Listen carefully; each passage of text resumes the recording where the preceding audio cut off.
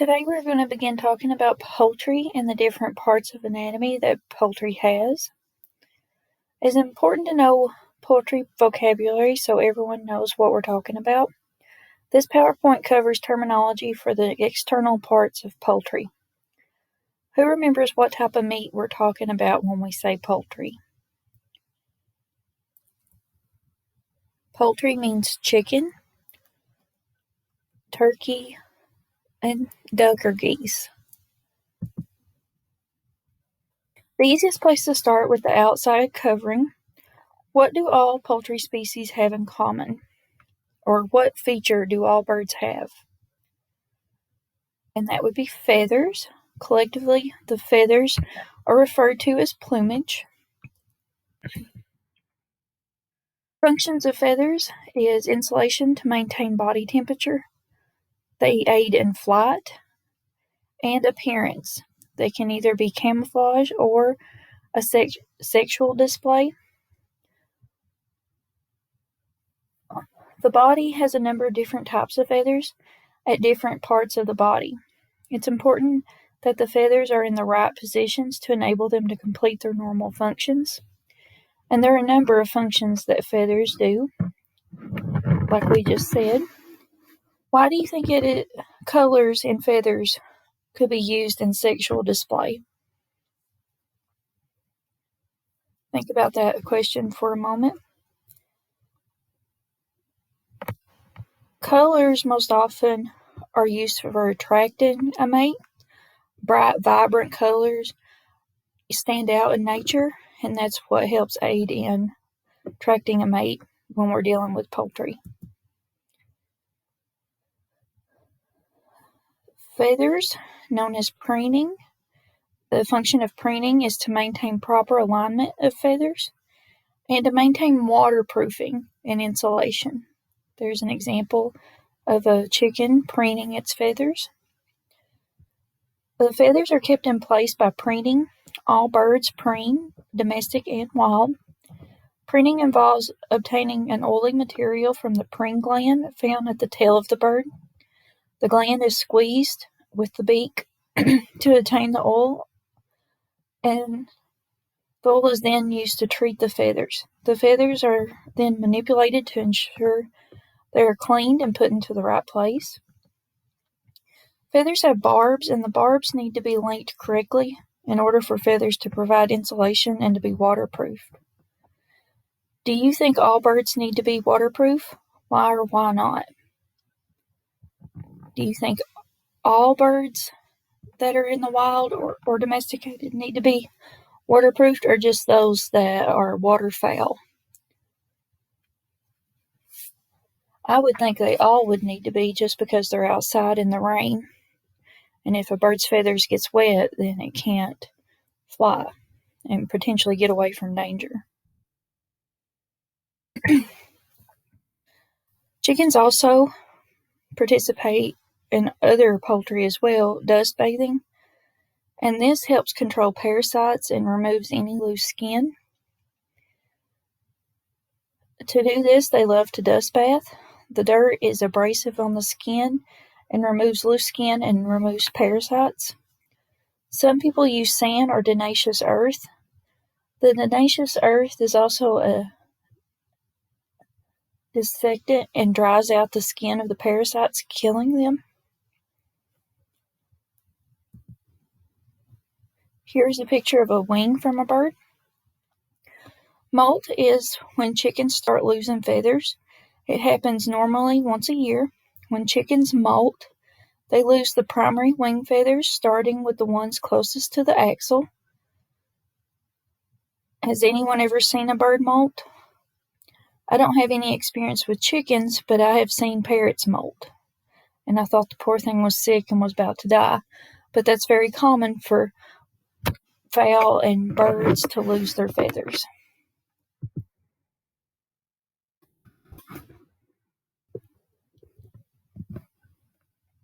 During the molt, feathers lost from the axil feather outward. This is a one-feather molt. So the first primary feather is missing. If you look over on the screen, it'll say axil, and you can tell there's a feather right here missing.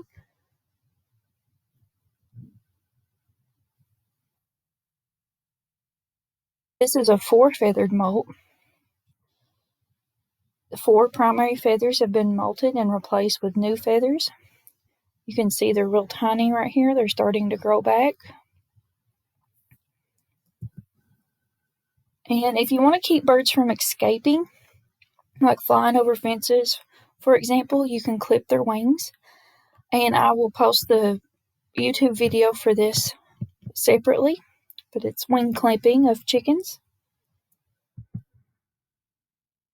And the comb actually helps the chicken stay cool. You can see here the comb is this red thing on top with little spikes. Unlike a human, a chicken can't sweat. To cool off, its blood goes to the comb. Because the comb sticks up from the head, it stays cooler than the rest of the chicken's body. When the blood goes to cool the comb, the blood cools down too. A healthy red comb is also a sign that a chicken is ready to mate. A male or female with a red comb is attractive to other chickens. If a comb is lighter or darker than usual, it may be a sign that the chicken is sick. Male and female chickens have different kinds of combs. Males usually have a bigger comb. The comb size and shape is also different between the breeds of chickens. Combs are usually red, but they can also be purple in some breeds. And young chickens have pink combs. Some farmers used to remove their chickens' combs so the combs wouldn't be injured or infected later. This is known as dubbing, and this practice is less common today. A fun fact: the scientific name for chickens is Gallus domesticus, and the word gallus actually means comb in Latin. The comb is made up of collagen fibers in the form of protein bundles, similar to that of a rubber band, helping give the comb its elasticity. Several layers comprise the comb. The outer layer is called the epidermis, and it's the least vascularized area of the comb. Just under the skin is a network of sinus capillaries packed tightly together. Hyaluronic acid is located in the middle of the comb and is a mucoid substance. This helps lubricate the bird's joints. Hyaluronic acid is a highly viscous substance capable of retaining large quantities of water. It has a medicinal value and is harvested from chicken combs to be used to supplement meniscus cartilage tissue in the knee joints of humans. In addition to joints, hyaluronic acid is also found in human skin, where it helps keep it moist and elastic. Injectable hyaluronic acid is marketed under several trade names such as Hyaluronic and Effluxa. Some functions of the comb is recognition. Experiments suggest that chickens recognize each other individuals of their flock through their facial features. Combs are useful memory aids. Establishing pecking order. More dominant, aggressive chickens, both hens and roosters, typically have bigger combs, although this is not a hard and fact rule. Attracting mates and large flocks living in a natural free-range setting.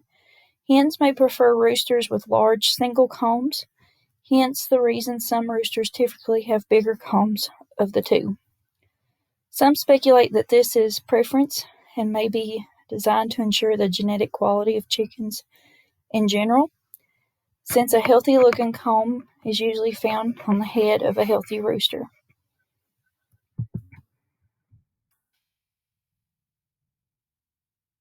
Here are some examples of different types of combs found in chickens. There are several different types. Single and rows are most common, but there's also pea combs, walnut combs, cushion combs, V-shaped, and buttercup combs. A new comb has been developed, the carnation or king's comb.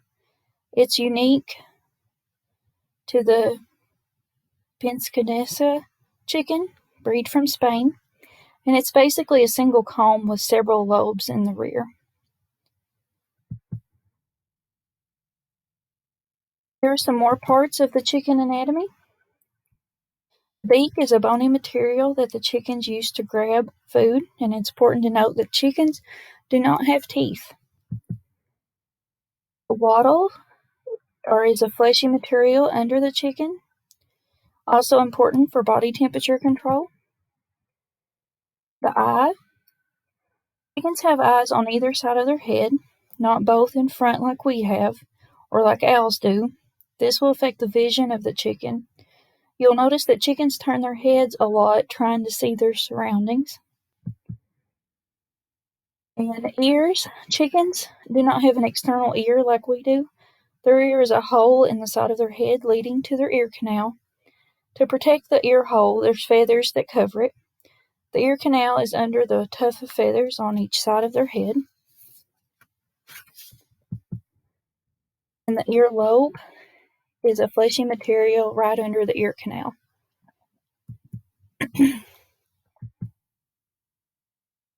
Here's some more chicken anatomy. This is called the vent, and it's at the back of the chicken where the mature manure, urine, and eggs or sperm will come from. This is the hock, and it's the joint between the drumstick and the foot. This is the shank. It's the main portion of the foot. And the toes. Chickens have 4 toes on each foot, 3 in the front and 1 in the back. I read something not too long ago that said a chicken was the most closely related animal that we have today, related to dinosaurs. And I believe that. If you look at that, it reminds me of a T-Rex. I don't know why, but it does. There are some breeds of chickens, such as the silky, that have 5 toes per foot.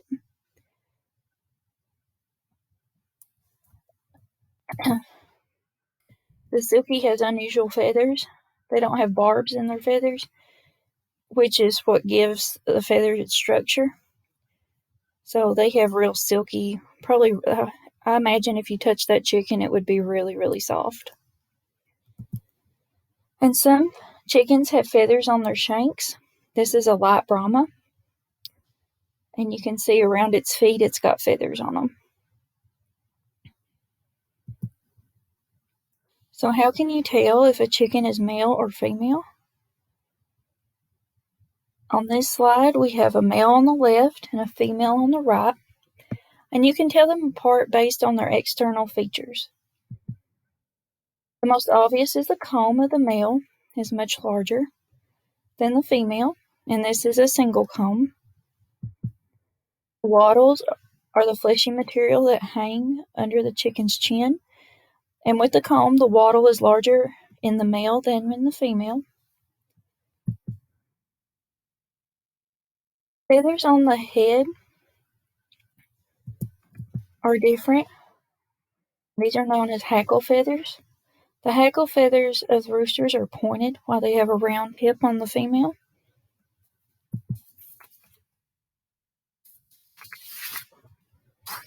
And another feature between a male and female is with the tail. These are called sickle feathers. Here on the male, no sickle feathers on the female.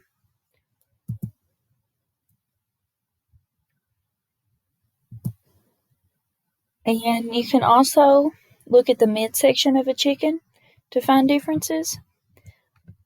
Males will have saddle feathers, long pointed feathers over the back. Females do not have saddle feathers, but do have rounded cushion feathers. Some references will refer to the cushion feathers of females as saddle feathers. So males have pointed saddle feathers and females have round tip points. The standard of perfection from the American Poultry Association refers to the back feathers on females' chickens as cushion feathers. Older male chickens have large spurs, which is larger than the ones the females have, and it gets bigger with age. Young female in this photo does not have a visible spur, but as she gets older, it will develop into a small one. And there are some breeds that have exceptions to all these rules. Male sea-bite chickens are said to be hen-feathered, so their quality of feathers resemble more of a female than a male. Some terminology we need to know with chicken production. A sexually immature male chicken is referred to as a cockerel. Once it becomes sexually mature, it is referred to as a cock or a rooster. A sexually immature female is referred to as a pullet. Only she becomes sexually mature, she is referred to as a hen. And a baby chicken, regardless of the sex, is referred to as a chick. That ends our discussion on external poultry anatomy. You have questions that need to be completed and your exit slip. All these are posted in Google Classroom.